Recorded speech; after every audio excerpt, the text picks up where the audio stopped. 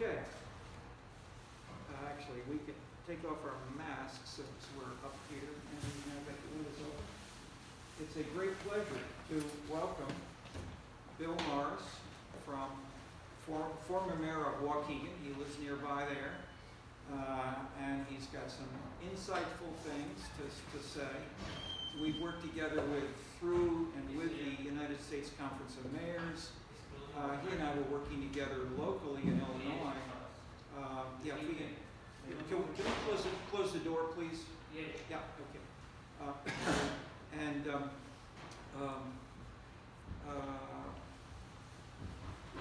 Nationally, we met in Washington for some years at the time recent elections of Dianne Feinstein, Kathy Whitmire, and they were doing things which people will talk. The New York Times would say these people are socially liberal and fiscally conservative, which doesn't make any sense. It's a crazy package, whatever. They didn't even call it a package. So we saw some of that in what Bill was doing, but then where and why and not is what that's in a sense the first. So in a sense, we have an agenda, potentially a three-part agenda, with you engaging us, which we'll pursue more in the middle and end. But feel free to jump into questions or clarification if you like. First is really, how did Bill get elected to the Senate? And then how did he change to get elected mayor? And how is he in turn helping cities in Illinois in the Democratic Party discussions? As he's a leader in the state of Illinois Democratic Party. And how do those, and he's consulted with cities and continues with that. He's worked in banking, loaning, helping finance city projects at the state level as well as local, etc. And so he's worn multiple hats working with these folks for his whole life. Okay. But Bill, where should we start with that as an agenda? Well, let me start, just give you a little bit of background of who I am. I came to politics by way of a degree in journalism. I was an investigative reporter for several years, and in that role, it became very obvious to me that clout governed on the local level and on many levels. And I knew that I was beginning to change my philosophy. As a journalist, you are obligated to be fair and try to present both sides, whether you like the other side or not. I didn't like presenting both sides anymore, so I knew I had lost my way or would lose my way if I continued. So when I was 27 years old, I quit my job. We had 2 little kids, and for 12 months, with absolutely no money, I campaigned door to door for the Illinois State Senate in Lake County, Illinois, which is the county that is between Wisconsin and Cook County, that had never ever elected a Democrat to a state Senate office. And I used a new campaign technique at that time, which was identifying what are now simply called persuadable voters, and was able to win an election against all of the odds and become a state senator when I was way too young to be there, and joined a very liberal coalition. There was always a debate of whether I was the most liberal senator or Senator Netsch was the most liberal senator. I think I was. She'd been there too long. Dawn Clark Netsch. Dawn Clark Netsch. She was the first woman to run for governor of Illinois, and I was her finance chair. She got defeated terribly by being very honest. She said the state's finances would require an income tax increase. Interesting political side note, Governor Edgar in Illinois at the time was the incumbent. He was running against an income tax increase. He had a minor heart attack, and for 10 days they had to close down his campaign. I contacted his campaign manager and informed him that we would not run the commercials we were prepared to run until he was back on his feet. These were going to be just devastating commercials. And his response to me was using the F word, saying, "You are a fool," and F you, and they proceeded to run commercials that just ripped Dawn apart. Every step went way to the middle. The election was over within about 48 hours. and she refused to let us respond because it wasn't fair to his family. I think we should have just eviscerated him and had it done. But in the Senate, I was considered very liberal. I was elected in a unique way. Illinois, and it's always gotten worse. You're from Tennessee. Where are you from? Mexico. From Mexico. Well, you probably real gerrymandering in Mexico. In this country, we have, at least on the federal and the state level, made it a non-competitive political system. We no longer have a representative democracy. In Illinois, the Democrats control the map, so we are going to be gracious and give the Republicans 2 congressmen, and then we will take the rest. In Indiana, the Republicans control the map. They're going to be very gracious and give 1 or 2 Democrats, and they'll control the West. But the map that Indiana is going to vote on this week creates every district non-competitive, which means that the elections are decided in the back room by the party bosses, and that's the way it works. We've now taken that sophisticated system down as far as city councils, and it's really changed the game. It is very conceivable that the Democrats will lose the House majority in next year, not because of policy, but because of gerrymandering. But if the shoe were on the other foot, what would you do? When I ran, the district I had was 59% Republican, statistically. I had done an analysis and determined that actually there were anywhere from 8,000 to 10,000 voters who were casual voters. Therefore, my theory was they were persuadable or swing voters. So while people thought I knocked on 50,000 doors, the reality was I was skipping several houses when I went door to door because I was only going after people who had occasionally voted. So that on election night, the reporters said to me, "You have lost the election, you've lost the first 3 precincts," and I said, "I will win by 4,000 votes." Because in each of those precincts, I had run 20 to 40 votes better than any Democrat had ever run. I won by 4,200 votes. So that system allowed me to work toward coalitions. Where Terry began to identify an interesting thing is, a lot of those casual voters, in my case, were ethnic, Polish, Slovenian, black, Hispanic, and they were softball players and soccer players. Actually, I lettered in soccer at Northern Illinois University playing in Stagg Field here at the University of Chicago. The only team we could beat at the time. So what I did is I would every weekend or every other weekend sponsor a soccer tournament. And it gave me a massive connection to the Slovenian, Croatian, Mexican, and South American communities. And they thought it was cool that I could play soccer. I played at Northern. My father-in-law, my wife had spent the first 3 years of her life in Brazil. He had gone there as part of the U.S. government program. He spoke Portuguese.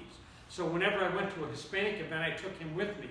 And even though Portuguese is different than pure Spanish, it was good enough that people respected we were trying to communicate in a language they could understand.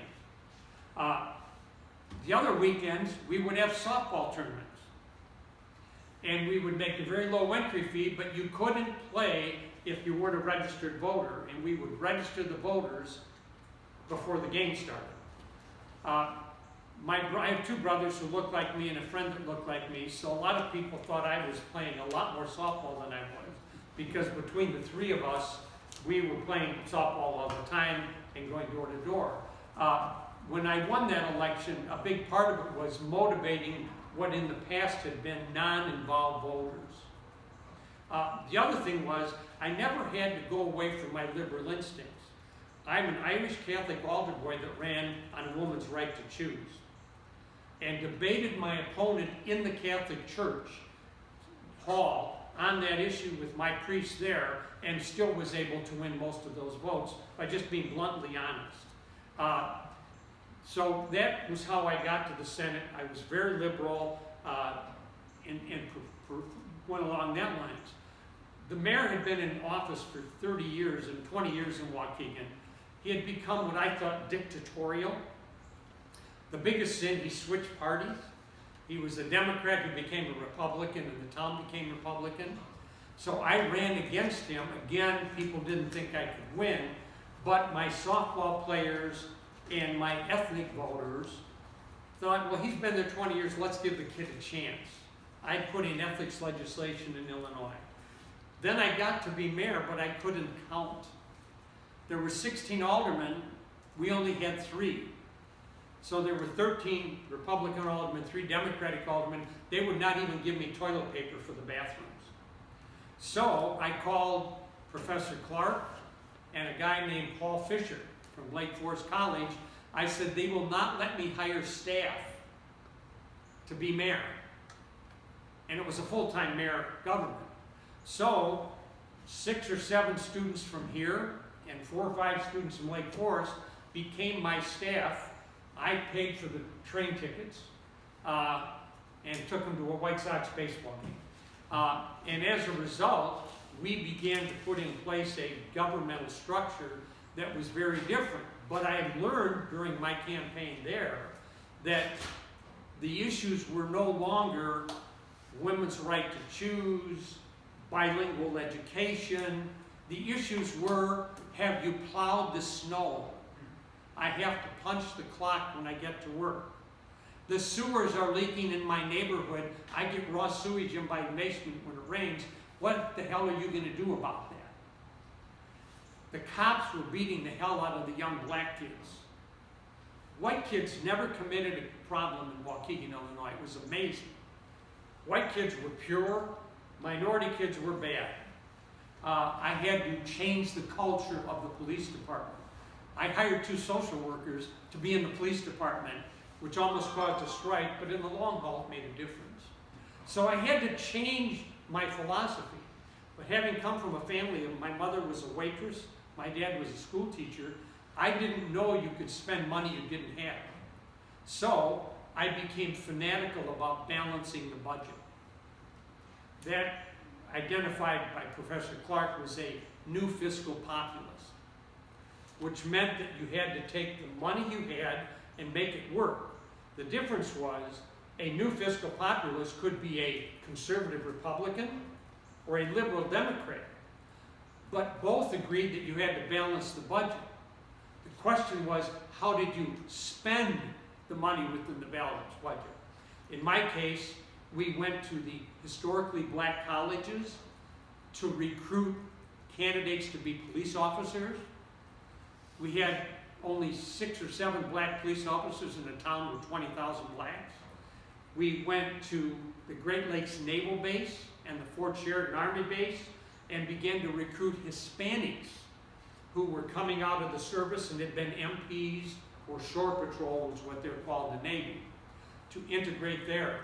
We went to the high schools and found the women PE teachers and said, why can't the women pass the police and fire test?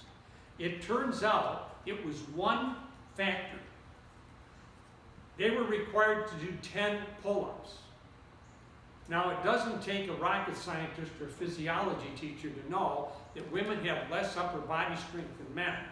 So we adjusted the test so that the pull-ups could be done in a different position to let them qualify.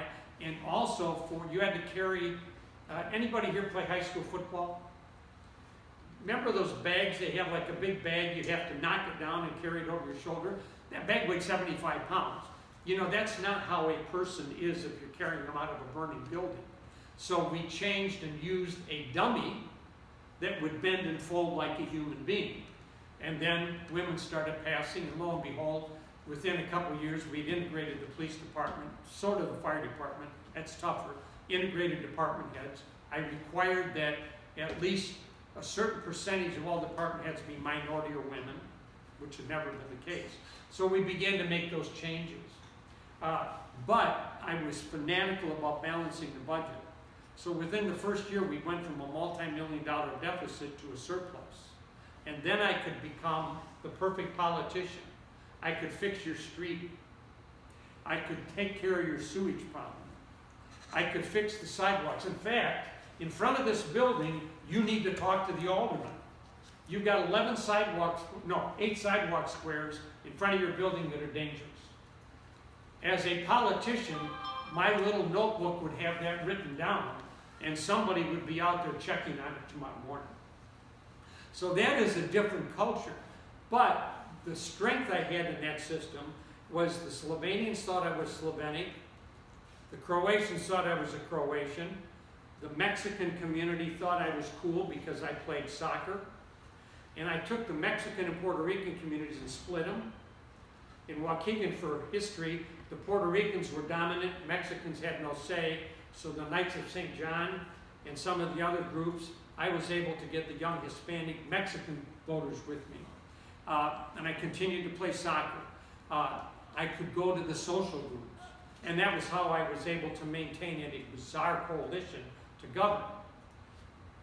Then you come to my next career, I needed money, so I became a banker. And I got wealthy enough that I didn't have to worry about that, so I then worked on the policy part of politics.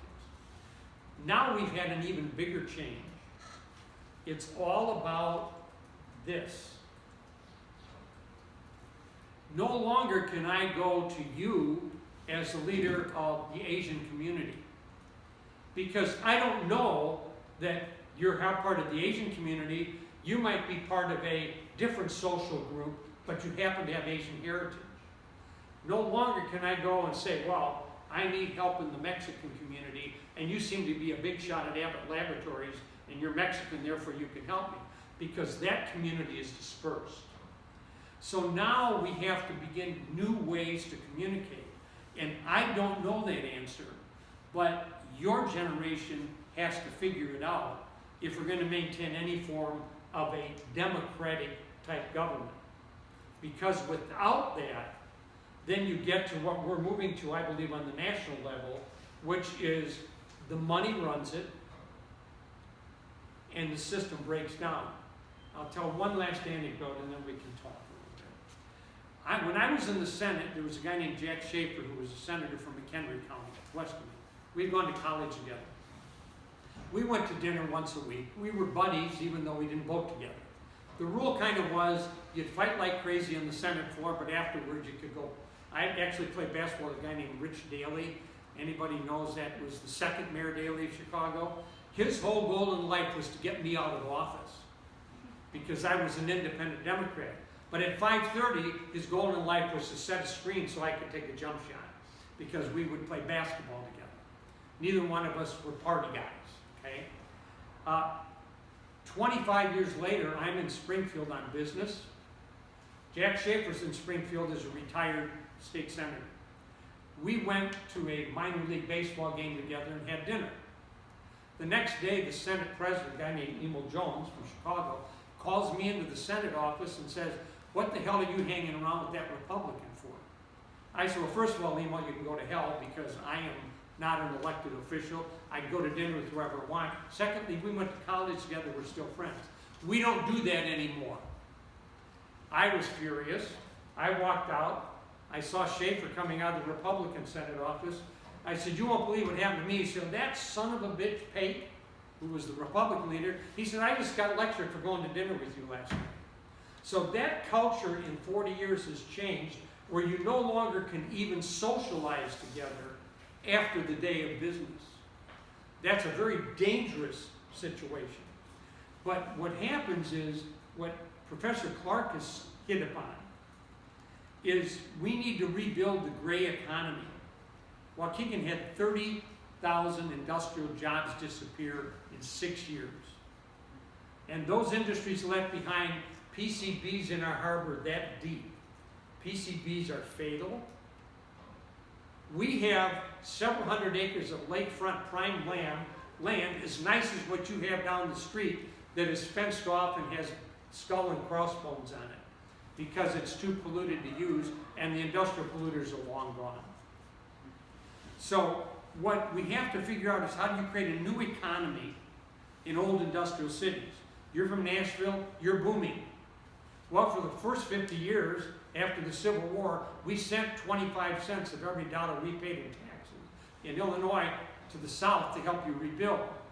Now we're in trouble, and we go to Tennessee and say we need some help, and they give us the bird. So this cultural change is led to part of what Terry has identified, not only here, but in China and other parts of the world, is building economy around leisure and entertainment. And that's really something that if I were in office now, I would go all in on. Because that can change the attraction for people to live in your community. So that's kind of a long history of a short guy. So, Terry, I'll go from there.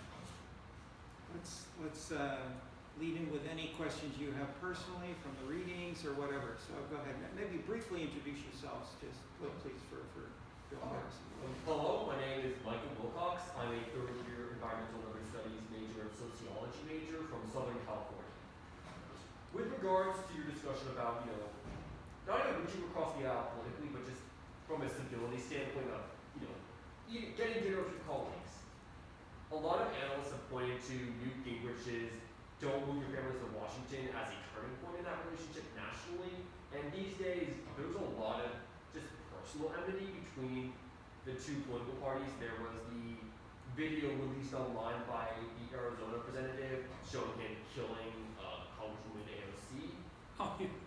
How, in a climate where you have, I don't even know what to call that, how would you start building just bonds and relationships to get people back to seeing each other as treating each other with respect, seeing each other as individuals worthy of respect, even while still disagreeing on policy issues? How do you turn the clock back on something like that? You got to take that out of the equation. Okay? The reality is, when I ran for the Senate, I was self-funded with softball fees and others. I got elected on $17,000 in 1974. Last year, my state representative, half the district, spent $2.2 million to get reelected. The Republicans spent that much against him, and their main campaign was he was gay. Well, first of all, everybody in the district knew he's gay since he was about 12 years old, because his family ran a restaurant and they all knew him. So it backfired, and he was able to survive, but it took him millions of dollars. When you have to get that kind of money to be a state representative representing 70,000 people, it can't work. To run for Congress in a competitive district is $20 to $30 million. I'm sorry, where I come from, you give me a couple $100,000, you have a lot more influence than Terry does, who sent me 50 cents. That can't work. There was just an editorial in the Chicago Tribune this week. The Better Government Association, Jesus, please forgive them, said we need to be happy billionaires are involved in politics, because the richest guy in Illinois, Griffin, said he was going to spend whatever it takes to defeat Pritzker, but he didn't say who he's supporting or what his reason was, other than Pritzker insulted him. And the Better Government Association said that's okay. The money talks. And when I got called in Springfield, 20 years after I left office, part of that was a money issue. They don't want to think that a Democrat and Republican might cut a deal or talk about a policy away from the lobbyists. There are more lobbyists in Washington than there are congressmen. I don't know that unless we get the money out of the U.S. system that we can reform it. And when we gerrymander, we then say the most radical version of the party that has the majority in that district will determine the candidate. Texas has passed an anti-abortion law which is criminal. I don't think women even know they're pregnant for 6 weeks. But 65–70% of people polled in Texas think incest, rape, all of these things, a woman ought to have the right to choose. Yet their legislature is so right-wing because to win the primary, you have to play to the money interests. So I'm not sure what the solution is. You ever heard of the Koch brothers? They're the controllers of the Republican Party. And on our side, we have just as bad, okay? But the Koch brothers, for the past 20 years, have spent millions of dollars taking over local school boards. Local school boards. Now, to run for a school board, they're putting up $20,000 and $30,000. It used to be $5 worth of printing and you shake a few hands. And so what they do is that's their training ground for aldermen and then for state representatives and then for congresspeople. The Democrats just aren't smart enough to do it. But until we get the money somehow controlled, and the Supreme Court ruling was a tragedy, it's going to be tougher. Because can I afford, I was a big, labor loved me. I got all kinds of awards in labor. I was a young labor Democrat. The Chicago schools wanted a change in the state fund formula for education. Mayor Daley the first spent a lot of effort, sent Mayor Byrne, who was then his assistant, to lobby for it. I was one of 7 Democrats who opposed it because I thought it was not fair to suburbs like Waukegan, which had the same ethnic issues and financial issues as Chicago, but they were treating us like we were wealthy. The United Auto Workers lobbyist comes to me and says, listen, you little MF, we own you. We gave you $2,500 when you ran for the Senate. You need to vote for that bill. A, it had nothing to do with the auto workers. And B, I wasn't going to do it. So I told him to put the money where the sun never shines. I wrote a check out for the money, put it in an envelope and delivered it to him. Went and called my wife and said, how much money do we have in the bank? She said, about $800. I said, well, borrow some money from my folks or your folks because I just wrote a check for $2,500 to the United Auto Workers. An hour later, the check came back to me torn up with an apology. The reality is, if that had been $25,000 or $50,000 and my district was going to cost $1 million, I couldn't have afforded to do that. So that's the real evil right now. And I don't know how we fix that with the Supreme Court ruling. But I think we can fix it with shoe leather. I really believe that if I took 1, 2, 3, 4, 5, 6, 7 of you in here and 20 or 30 people out there and gave each one of you and said, if you can give me each 24 hours of labor over the next 6 months, we could go out and elect a state representative or senator in almost any district in the country. And you can do that by sneaking up behind them with a shoe leather campaign. So I think it has to come back to that. And I think because of social media, the rules really have changed. The other day, I have a grandson who is an industrial engineer out in Washington State. He's in Seattle. So Brandon, now he's making a lot of money now, but he's doing very well. But Brandon is interested in, could we help him buy a couch? He sends us an email message. Now, when I go on Facebook, every 5th or 6th or 7th posting is for furniture.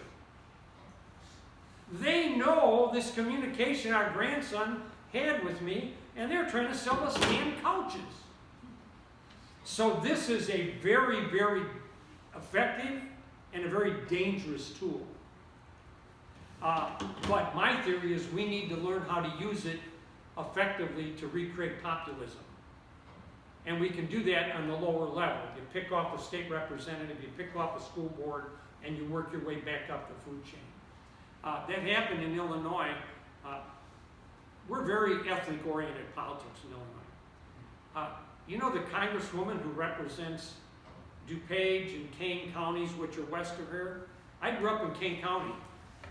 in the 1920s, there was a sign that said blacks could not stay overnight in that town.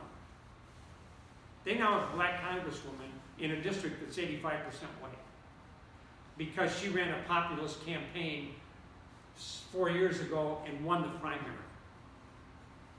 Now, she has to struggle every time, but it can be done. I don't know the answer anymore, but I do know the policy stuff that Terry's working on is really part of what we have to do. Instead of throwing in the towel and say, oh, it was a great, remember when we all worked at the steel mill and the world was great? Well, guess what? The steel mill's been down and it's a field for 25 years, ain't coming back. What can we do to create a livable wage job in a community? Right now, Amazon controls. Where I'm from in Waukegan, we just got 800 Amazon jobs. But as a condition of that, Amazon wants to park their semis that run 24 hours a day, 90 of them at a time, right behind an apartment complex. And you know, every time a truck backs up, it goes beep, beep, beep, beep, beep. So the Waukegan City Council's do we let them do it because we want the 800 jobs? Or do we listen to the people in the neighborhood who would like to sleep? They're going to go with the jobs. So it is a tough struggle, but I think a lot of it is people don't want to engage. When I could go door to door, 90% of the people would open the door. Now they won't. You have to figure out what their hot button is. I think Biden's in trouble for no cause of his own. Professor, watch out, the tables. The table's going to fall over. Yeah, you might want to walk. Kick your leg up. Not pull it. Yeah, there you Yeah, go. there's- See, that's having a grandson who's an industrial engineer. But it is tough, and I don't know the answer. But I do know the policy stuff is you've got to really keep your ear open. Anything else? Terry? Two hands. So I have a, interesting question now. In my country, we sit on the other side, right? So I don't know, 50, 60 years ago, the U.S. was having its big boom in money in politics. And, the government said, you know what? We don't want money in government. So in Mexico, you cannot donate to political Right. parties, but you have to fund campaigns somehow. So what they do is the federal government, as part of the federal budget, they give cash to political parties proportionally to the amount of votes they get. What happens? The reigning political party. The one this that's year- got all the votes gets all the money. the one that the reigning political party this year got $1.8 billion in cash to spend at their discretion as they please. It's a huge corruption, possibilities. Owning a political party in Mexico, which there are about 40, even if it's small and you don't actually win anything just by getting votes, it's a great business. Starting a political party. Well, why don't you and I set up a political party and we can go to the Mexican Riviera? Good. And so, but my question is, if you were to take out, the government in funding, or rather, private money for funding, always like, what would that look like? Would it look like a maximum amount for a donation, or? Yeah, I'm not comfortable with government funding elections. Yeah. I would like to have some kind of handcuffs. I don't know, I'm 76 years old, so I'm no longer a new young fiscal populist. I was the baby senator one time. But I know when I was running for office when I was 25 or 26, $500 was a lot of money. Now let's say it'd be $2,000, okay? Anybody give you more than $2,000, they want more than just because they like the way you comb your hair, okay? So we need to have some level. Now, I got beat for re-election as mayor after going for my third term because I self-imposed a limit on spending. I got so righteous, I decided that I should not spend more than $1 per resident, which was $70,000. I had 120. My opponent spent 250 and he beat me by 0.5%. Now, the rest of my money went to the College of Lake County and we're in the 40th year of a scholarship for students, so it's fine. But I made a calculated mistake because money, 5 to 1 can kill you. But I think there needs to be some kind of a control. And in the US, we have this deal where you can create these not-for-profits and nobody knows who gives the money. That's really weird. That's how the super rich on both sides give all this money. But we do need some kind of control on spending. I don't know what the magic number is. I get a ticket? Nope. That's my pickleball group. That's the most important thing in the world. So you're right. I don't think government funding, and that formula sucks. That's a legal term. That's illegal. Yes. Do you think transparency will help or change voting patterns, like transparency in donation and lobbyists? Yes. I think How so? if there was 100% requirement that anything above $50 or $100 had to be disclosed as to the source. And is that currently not legally required? Well, the problem is you have this, in the federal level, you can create these not-for-profits, there's no transparency.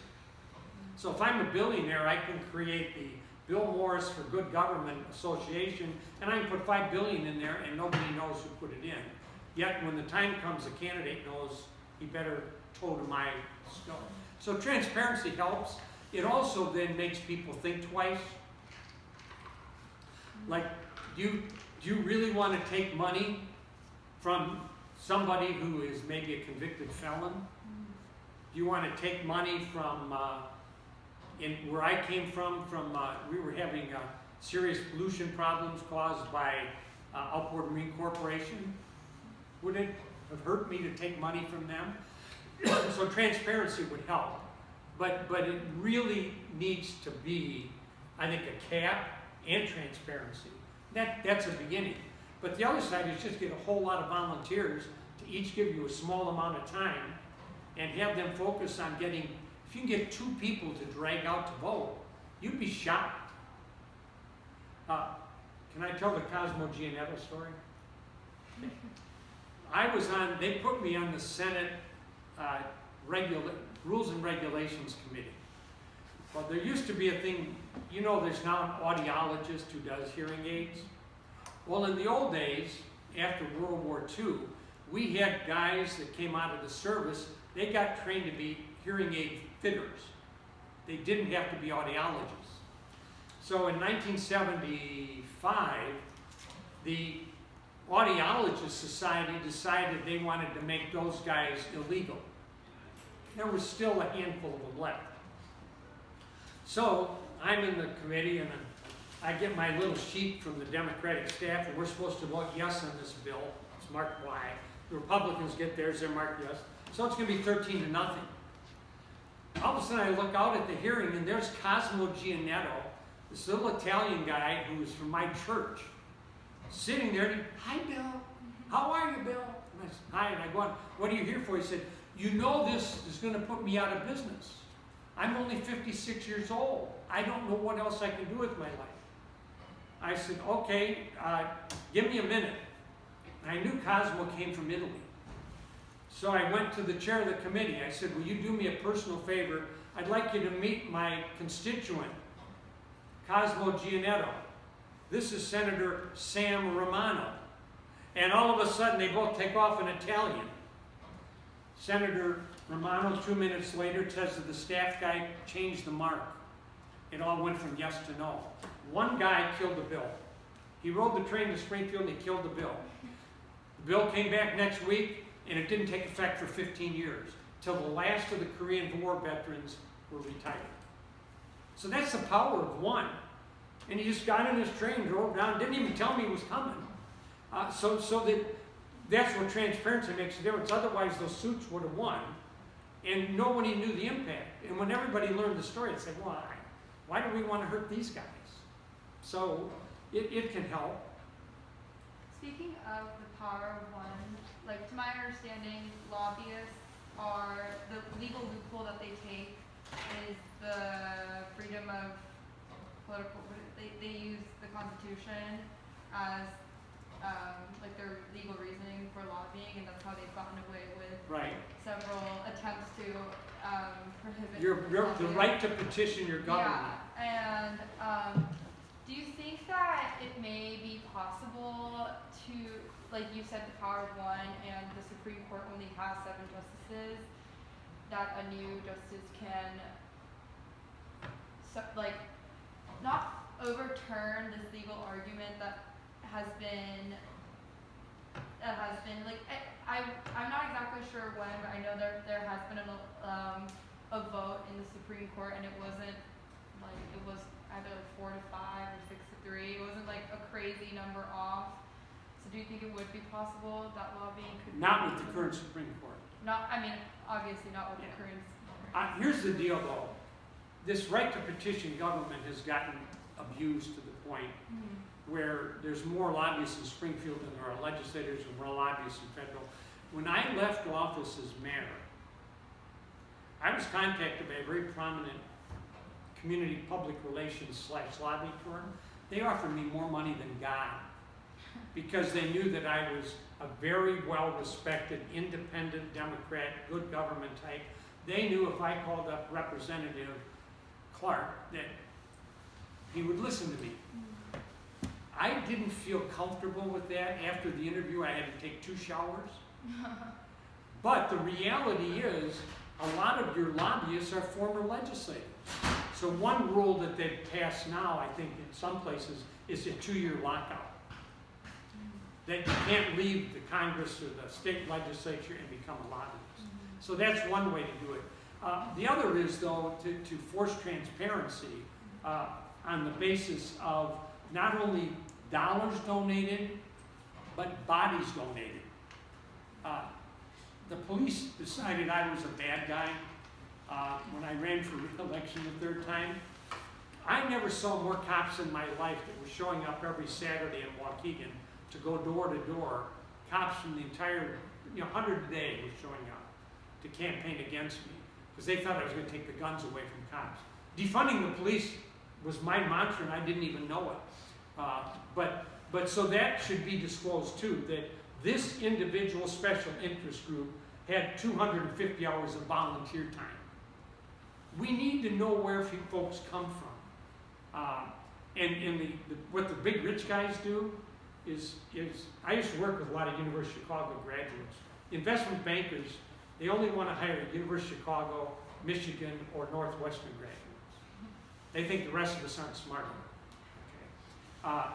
But I worked with a lot of these bankers, and they would go to these young U of C guys and gals who are working 350 hours a week, don't even have time to eat a bowl of cereal. And they say, if you'll write a check for $5,000 to the mayor so-and-so campaign fund, we'll give you a $5,000 bonus. Okay, I want to keep my job. So it would look like this 23-year-old guy is very interested in government. He's just trying to keep his job. So the whole system is, the money is not the root of all evil, but it's really dangerous. It's not working in Mexico. It's not working here. And the only way I think you defeat it is shoe leather. Or anymore, we don't have leather. It'd be rubber-soled shoes wearing out. Yes? So you've spoken a lot about sort of financial, how do I phrase it? Financial barriers to access to getting elected to public office. I'm curious also what you've seen in terms of a knowledge barrier. So I did some work this summer at a political advertising firm that works to elect progressive candidates for local school board, mayor, etc. And we did have the problem of people coming to us and saying, "Oh, I only have $500. My opponent for school board has $10,000. What the hell do I do?" But then there was also a knowledge part of it where they were like, I'm just a guy who has a job and I want to run for school board. I have no idea how to run against this incumbent who has not only this funding but sort of mentoring from larger organizations. So in terms of knowledge-based barriers to attaining office, have you seen that? And do you have any thoughts Yeah, on what that? happens now is it's become so sophisticated at certain levels. The company you work for, they want to retain maybe 10 grand before they talk to people. Okay. Well, when your whole campaign fund is $500, he's got an advantage over me because I don't have the money. But what I was able to do is, I literally built my entire database myself. I took the voter list from my entire district for the Senate, and by hand, I did all of the math. Now I would get a little better, I would hope, but I did it all by hand and came up with this formula that you got 10 points if you voted here, you minus 10 if you voted there, and I created this whole mathematical system, and I identified these 6,000 people out of 180,000 that I thought could win me the election, and I focused on those 10,000 or 8,000 people, 6,000 people, and let the campaign focus on the rest, so that nobody saw me coming. I still think you could do that, but it takes a really, really strong individual commitment. I thought that I had been sent by God, Gandhi, Martin Luther King, and the world to save the world. The reality was, I wanted to get elected to Senate because it was a pay raise.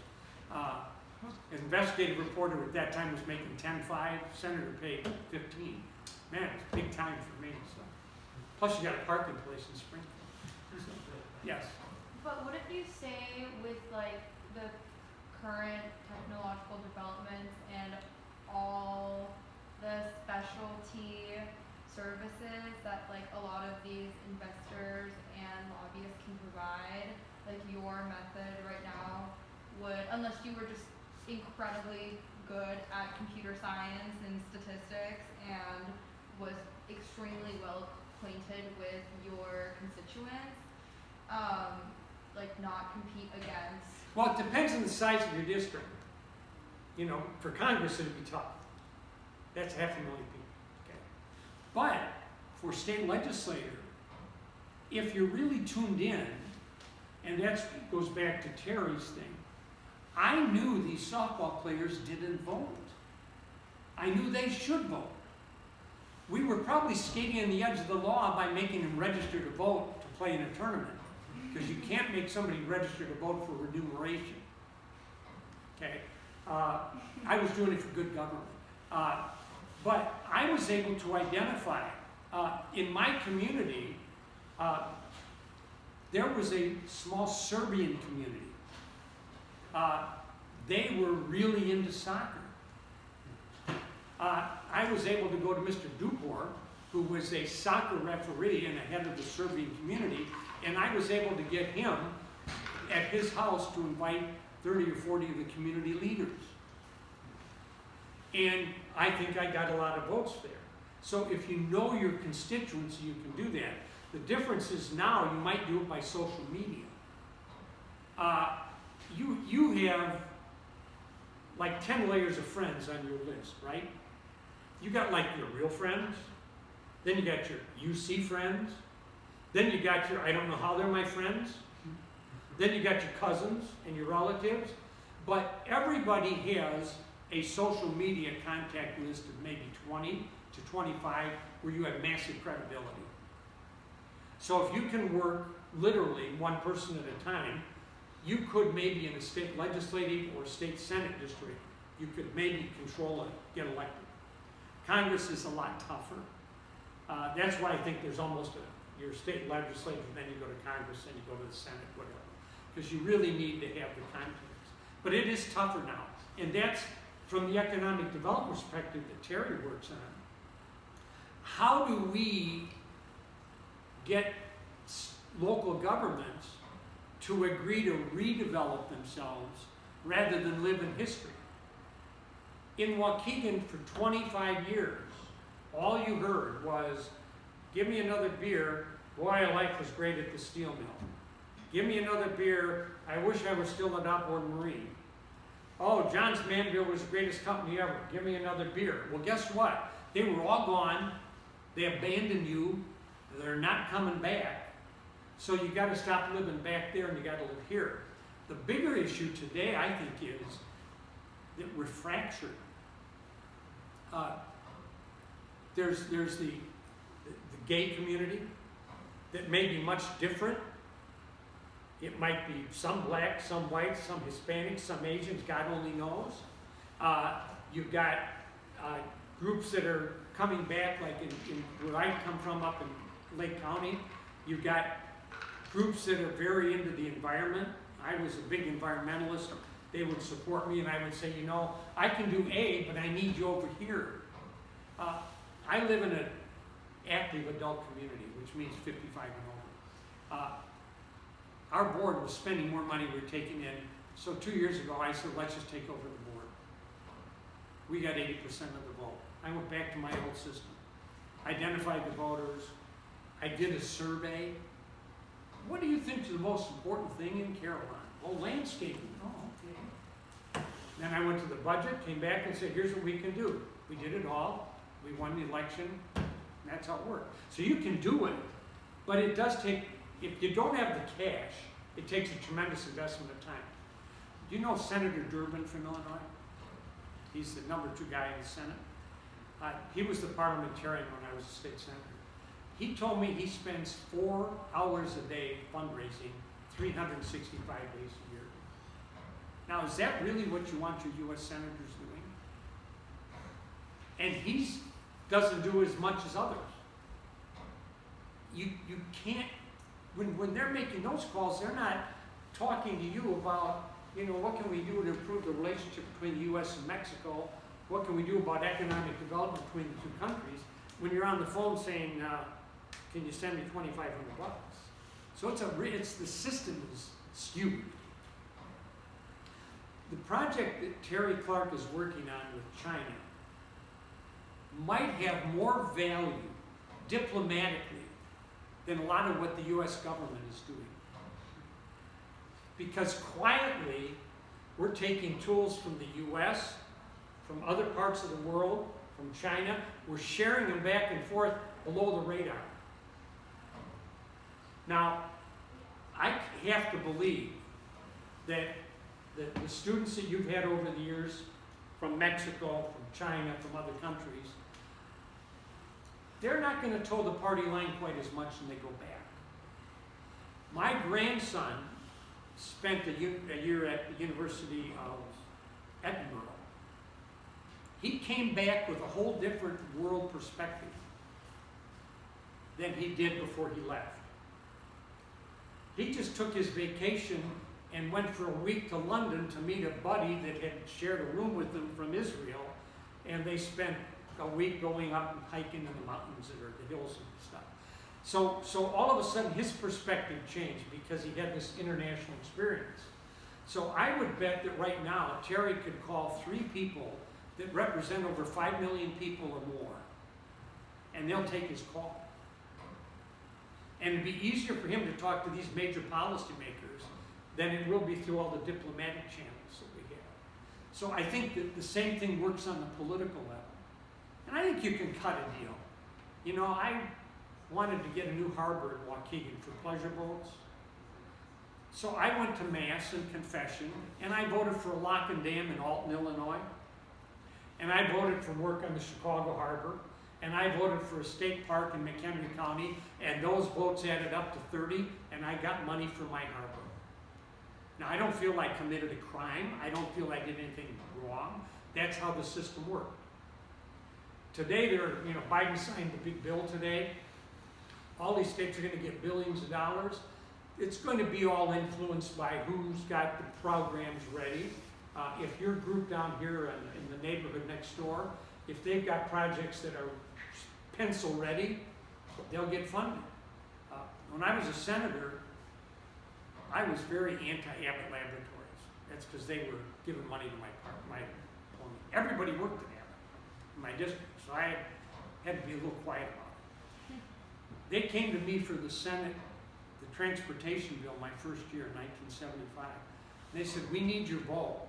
I was number 30. I said, I'm fine with that. My partner in the seatmate kicked me under the table and said, go to the bathroom. They have a fancy bathroom in the Senate. That's a cue that I need to talk to you.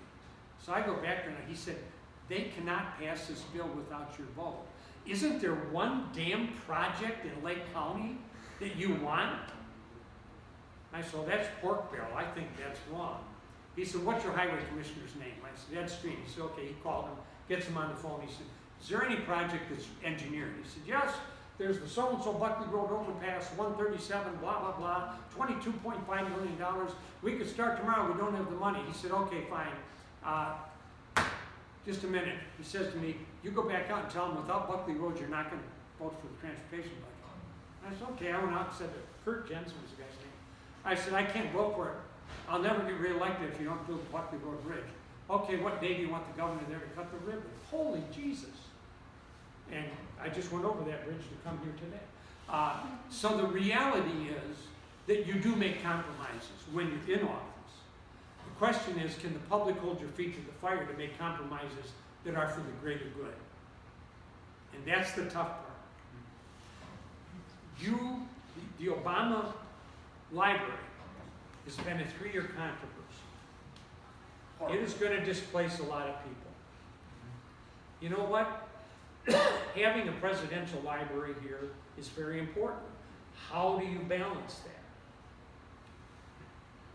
What would you all say if tomorrow the mayor of Chicago announced that she's going to turn the major building down at McCormick Place, the one on the lakeside, into the world's biggest casino? Might not be a bad idea. Might not like it in your neighborhood.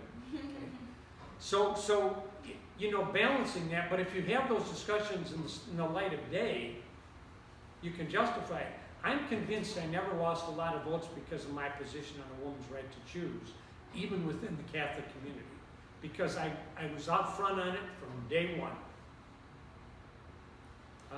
And I think sometimes, because I wasn't controlled by the donations, I could do that. Today, I'm not sure I'd be so gutsy. The question is, do you want to stay in office? And then you create this myth in your mind that the world is a better place because I'm a state legislator. So it's a tough decision. We've gotten off the track a bit. Are there any things you did with different kinds of local governments downstate or in, say, other dramatically different suburbs? I mean, Wheaton, for instance, has got Billy Graham, has got a very strong religious Well, actually, orientation. you mentioned one Others name, are drastically different. Senator Feinstein Yeah. was the mayor of San Francisco. Yeah. She was my seatmate at the Conference of Mayors. Okay. So we worked together on stuff. But when I was mayor, one thing that we recognized in Illinois was that there was a difference between the wealthy suburbs that were growing and the old industrial areas that were declining. Peoria, Illinois, Joliet, Illinois, Waukegan, Illinois, Freeport, Illinois, Chicago Heights, there's about 10 of us. We formed a coalition to lobby the state on our behalf. But what we did find with his help was that a lot of what even the wealthier suburbs were doing had applications in Waukegan, and what we were doing had applications in their communities. That's when we started. We actually had a contest where we would have you submit innovative ideas, and then it was legal to use them somewhere else. Everybody here of Gulfport, Mississippi? It's on the Gulf, okay? We were going through snow plows every day because the metal against the asphalt would spark and destroy the blade. We had 2 full-time people. All they did is have big grinders to keep the blade sharp. I'm sitting with the guy from Gulfport, Mississippi at a meeting. I'm saying, the biggest problem I have is keeping the blades going. He said, oh, that's killing me too. I said, that's very funny. You haven't seen snow your whole life. He said, we have sand. Oh, what do you do? He said, well, one of our public works guys came up with this idea. It's a rubber thing about this thick, both ways. They bolt it to the bottom of the blade. It plows the snow, and you just throw them out every 3rd day. They're now used universally around the country. We borrowed that idea and saved ourselves about $25,000 a year in Waukegan. So what you do need to do is you do need to coalesce. What works, Wheaton, Illinois had a failing theater. Waukegan had, well, they're way too young. Anybody remember Jack Benny? Jack Benny was the biggest star in the country. who's the number one media star today? Kanye West? I don't know. Give me a name. Okay. Jack Benny he had a TV show that got 50% of the audience. He traveled the world and everything. He was from Waukegan. He had started at this little theater. We had done a way to finance and redo the theater as an economic development tool. So we helped Wheaton do a similar thing. We had Joliet, Aurora. So a lot of us took these old theaters that were spectacular and renovated them into live performing venues. So we do share a lot that you do on that. But the biggest difficulty right now is police. They can't get enough money. And this whole defund police thing has become so controversial. And cops have become so isolated from the public. It's really a dangerous situation. I happen to live 10 miles from Kenosha. My grandson yesterday, he came home from school, we had lunch. He pulls out his phone and he said, "There's Kyle." One of Dylan's best friends, a young lady from Grayslake North High School, was one of Kyle's friends. And there's a picture of this girl, Kyle and one other guy, and guess what they're holding? They're holding guns. He said, yeah, he said, we all steered clear of him and her because they were gun crazy. So here's an international story going on just down the street. And a big part of the problem in Kenosha is Kenosha's Waukegan's twin. Had a big auto workers plant. The downtowns have died. The industry's died. The ethnicity is still an issue. And what happens is you have mainly white and black cops who are mad at this new generation of young activists or minorities or women. They were not equipped to handle the riots after they shot that kid 6 times and stuff. So that's the really biggest strain on small urban centers right now, is how do you handle policing without it looking abusive and at the same time make the communities appear safe. If I want people to redevelop Waukegan, I have to make them feel safe and comfortable. And Kenosha's been set back 50 years by what happened in the last year up there. They've spent tens of millions in the old auto workers, American Motors plant. They built all these spectacular condos. They have a trolley that runs down to the lake. Last summer, after the shooting and then after the incident with Rittenhouse, you could get a seat in those restaurants any night. And now they don't know what to do in Kenosha. How do we do it? So we do need to kind of figure out how do you integrate that, dealing with that issue. And I don't know what the answer is there. It's a tough one. Because people are panicking. They don't like the other. They don't like the Mexicans moving in. They don't like the Puerto Ricans. The funny part of that is, when the Irish came here, my ancestors got screwed over because they were the other. Then when the Italians came, they were the other. When the Croatians came, they were the other. The Slovenians came, they were the other. The Polish came, they were the other. And now the Irish, the Italians, the Polish, the Croatians hate you and hate the black folks. It's like, really? That was you 25 years ago. It's odd. But it's human nature, yes. Here comes a helicopter. See, right outside. Yes. So, just from my understanding of sort of Illinois state politics, Chicago is always kind of the exception to the rule as opposed to... It's called the Chicago exception, actually. Exactly. So I'm wondering if, as mayor of a smaller locality, if you felt supported by the state government and what you think their role should be as opposed to what the role of the local administration should be, and how they can complement one Do any another. of you get the Chicago Tribune? Yes. Sorry? Chicago Tribune? Read today's editorial about the assessor. Have her read it too. Okay, here's the deal. In Illinois, there's 102 counties. 101 of them assess property for taxes this way, and then there's the Chicago-Cook County exception. Well, now, the assessor's doing it legally in Chicago, and business is all pissed off. And in the bottom of that editorial, they say, We need to change that rule where Chicago has a different rule than the rest of the state. I always was uncomfortable with the Chicago exemption, but we have become so polarized in Illinois. If you go south of Interstate 80 and you mention you're a Democrat, they hang you on a telephone pole and whip you 20 times. It's become so politically polarized. When I was there, it was Chicago and downstate allied against the suburbs. Now, the suburbs in Chicago ally and downstate's left out.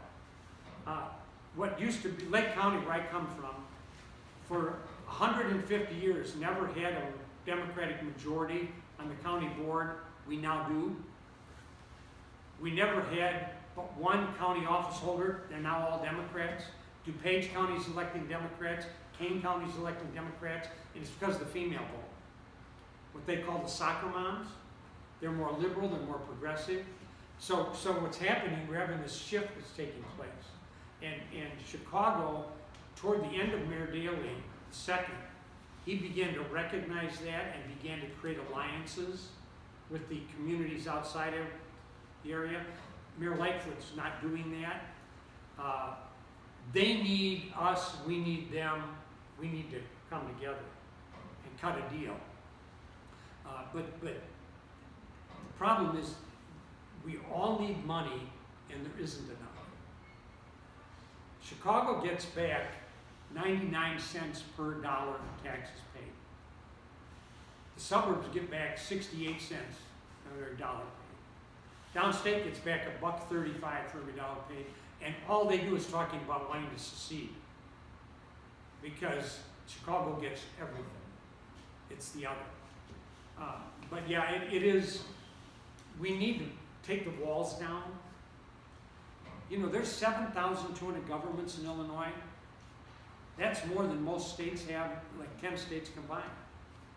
We have mosquito districts. We elect people to spray for mosquitoes. We have some of the most bizarre governments in the world. It's crazy. But they all have a little power base. But you're right, there's more in common than there is not in common. But in Illinois, the pension crisis is just overwhelming. Dr. Daniel Heyer, and he was a great guy, I have a seizure disorder. Dr. Heyer was my physician at the University of Illinois who identified this seizure issue. All of a sudden he calls me like 20 years ago and says, oh, I'm retiring. I said, well, you're like 50 years old. He said, I can't afford to work anymore in Illinois. He said, at 55, my pension is $285,000 a year, or some astronomical number. He was a physician at the University of Illinois. So he retired and went to the University of Missouri. And so that this pension thing has really created a disproportionate problem in Illinois at the high end. You know, we had school superintendents who retired $150,000 a year in January, gets 18. So the disparity is just terrible. And it keeps sucking us dry. But you're right. If we could just stop, this is no longer a politically appropriate term. When I was a kid in gym class, they would say, okay, you take off your shirts, you leave mine, it's shirts and skins. We've become a shirts and skins society. I'm from Waukegan, I hate Chicago. I'm from Chicago, I hate Waukegan. Well, you know what? We're the same town, so let's just figure out what we can do. I mentioned one thing that we worked on together. We worked actively with the U.S. Conference of Mayors, with Elminster. New York, Edward Koch, Dianne Feinstein, and others. As that group got more marginalized, the grants to cities were dramatically cut. So this went from 20, 30, 40% of a local budget could come from the national and state budget. Huge transfers. That's tiny now. So you don't have. President Carter was the greatest mayor for cities in the history of America. Okay. He would send us money, no strings attached. So we got together seeing that happen, and we started going to Springfield and looking, what could we do? He's been state senator. We worked with some of the local government associations, civic associations, professional associations like accountants, engineers, others that would work with the local governments, and created Urban Innovation in Illinois, linked with our international organization called Fiscal Austerity and Urban Innovation. So what I'm getting to is where new ideas come from is a big issue. You talked about knowledge and how you could mentor people who might run for office or help them get some training. And so one thing we did was to say we'll give awards for innovative local governments in Illinois.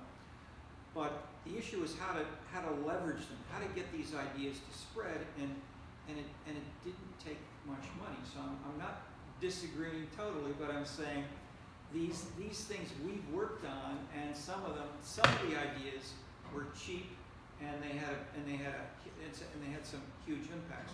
Just one or two examples, and then we can maybe think of how these might work or how these could be generalized more broadly, such as to the Biden discussions or to new other countries around the world.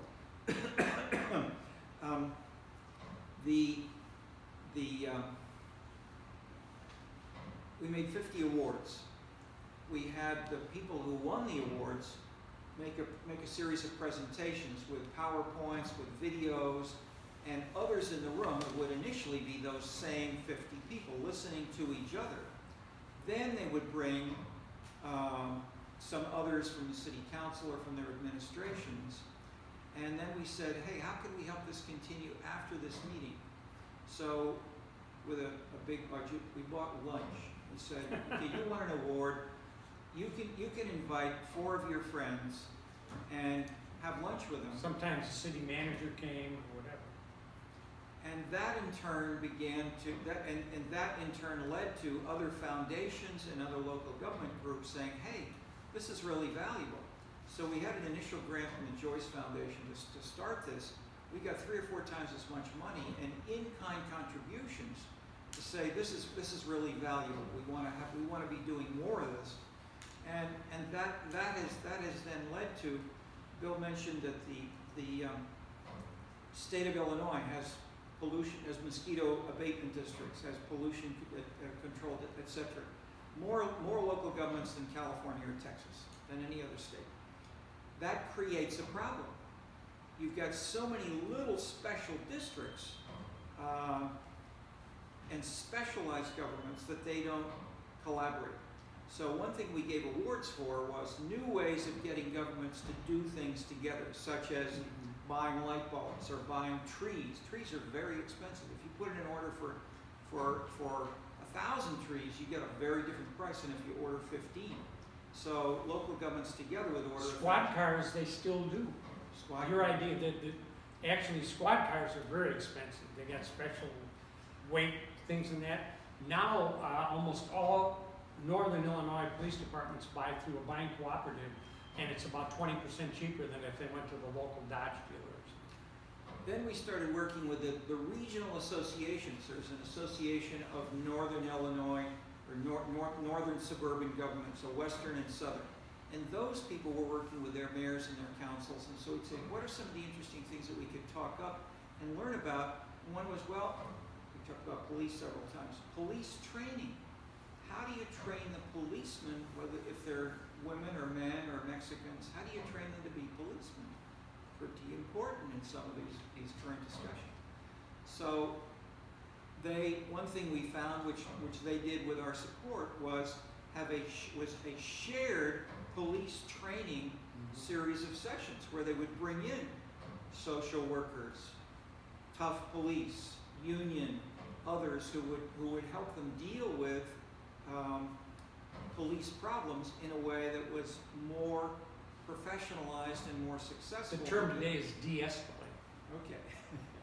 So what I'm getting at is, and now in the fifth, this Chinese 5-year plan, which they've adopted, one of their one of the things which they've adopted is scenes innovations in technology. So they have scenes is in the 5-year plan in 5 places, from technology to lifestyle to leisure, and 4 or 5 different things which are new ideas of the same sort that we started with in Waukegan. So in that way, you can learn from a Waukegan in ways that can have an impact on the Chinese national plan. And now, in the last weekend, we've talked with the folks from one city which is actively doing these kinds of scenes innovation activities. It's been, with the 5-year plan, it's been taken over by the National Planning Association. They're helping this go to other local governments around China in the same way that we helped innovations go to other local governments around Illinois. We also tried to do things that were cheap, and we looked for and succeeded. He's very cheap. we looked for, yeah, Bill, you can see is a big spender, throwing his money on the table. The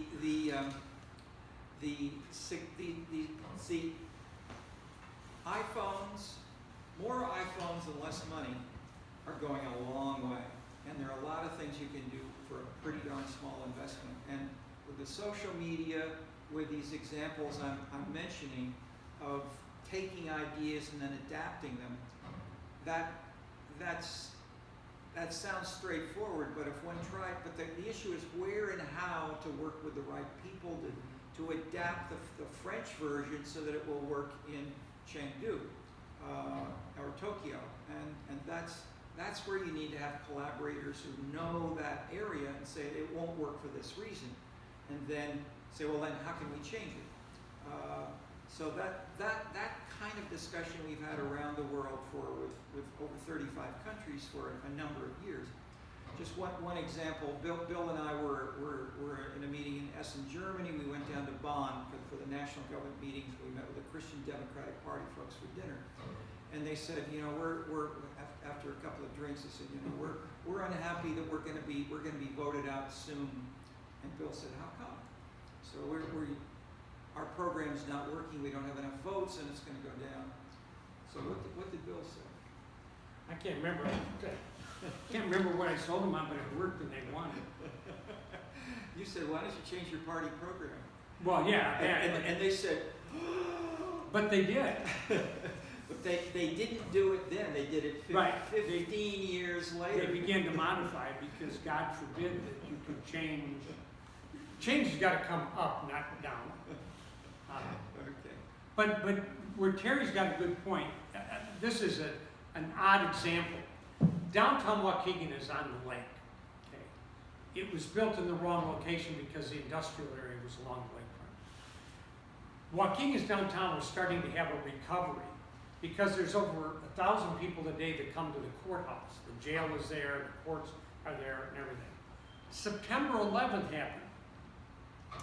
Well, every day, the jury people got a chit worth, I think, $20, $25 for lunch. They supported an entire restaurant industry in downtown Waukegan. There were Subways, and there were the chains, there were regular.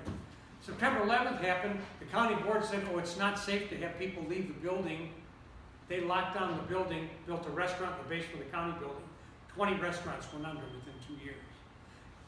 We went to the county and said, we got to figure out how to fix this. And they said, well, it's more important that we don't slow down the process of the courts. It's not been 20 years and downtown is dead. And it's a case where if the county board would have simply said, we will take the menus at 8 in the morning and give each member of a jury the menus, they can mark their menu. And once you have 25 orders for your restaurant and 25 orders for your restaurant, then we take them to the restaurant with the person's name. When the jury gets the break for an hour for lunch, they go to that restaurant, the food's ready, they're back within 45 minutes through security.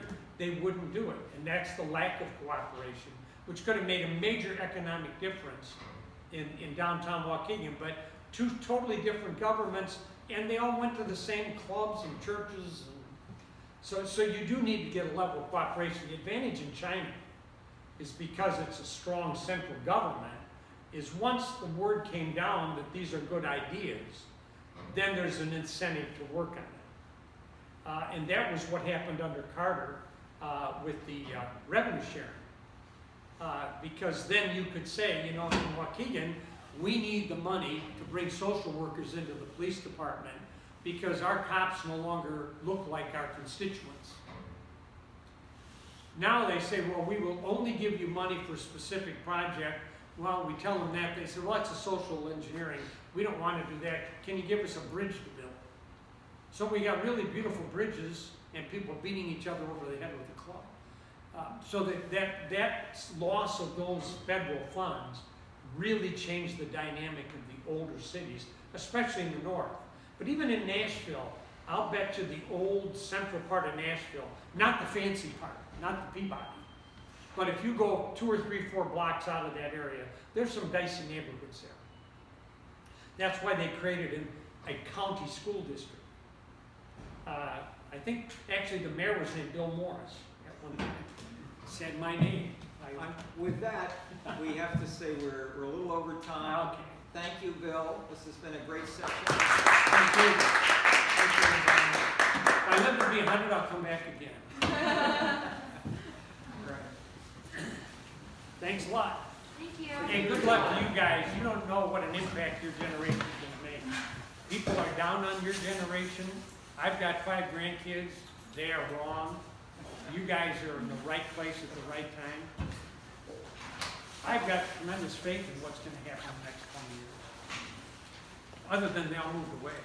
I got one at the University of Arizona. The one went to Seattle, he went to Iowa State. 2 at Nebraska, 1 at UIC. So we got 1 that's staying around. He's a comedian, so he can make money staying in town. I have to go There's almost to, professional. thank you, yeah, I have to go to a meeting in just a few minutes, but I had one more question. It's all right. I'm half deaf. No worries. I have to run out in a couple of minutes, but I just had one more question if it's okay. So, we were doing our, a reading about, the sort of bipartisanship of economic growth and how, growth in different ways is essentially a universally, you know, accepted and wanted, desired outcome. However, it's a little bit different in terms of growth, and on an aggregate sense of like a entire city growing versus like the distributive growth, or you know what you might call economic justice, which tends to be more of a liberal position, where conservatives might focus more on aggregate growth. So I'm just wondering how you I don't know what that looked to sort of balance those If things. you want to see the perfect model, University of Minnesota, a guy with an O, I can't remember his name, they created a model in Minneapolis, St. Paul, So I've got to say goodbye. where if a shopping center developed here, 2 minutes. If it's not done, then. they had to share a portion of the sale tax here. So Waukegan just got its license for a casino. They haven't built it yet. But under the agreement to get that license, Waukegan's only going to get to keep like 40% of the local